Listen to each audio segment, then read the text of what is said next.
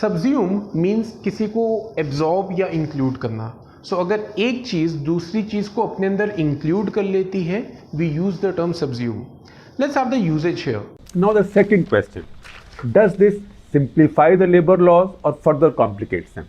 If there are 411 clauses still and 286 pages, what are they simplifying? But we have to know what was there earlier.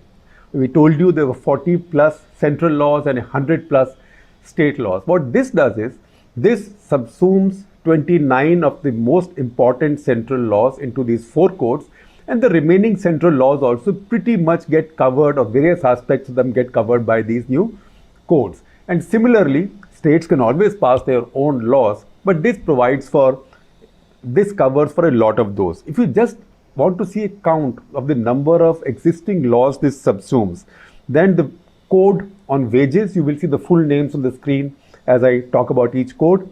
The code on wages subsumes 4 important laws. Payment of Wages Act of 1936. And if you think that law is ancient, I will just tell you about one that's even older. Payment of Wages Act 1936, Minimum Wages Act, Payment of Bonus Act, and Equal Remuneration Act, that is the law of 1976, and Indira Gandhi Emergency Time Law. So all 4 get subsumed in the new Wages Act. The new labor codes subsume 29 laws related to labor into 4 codes. So ये जो नए labour codes बनाए गए हैं, ये 29 पुराने laws को सबज्यूम करते हैं, 29 पुराने लॉज को अपने अंदर इंक्लूड या कवर करते हैं.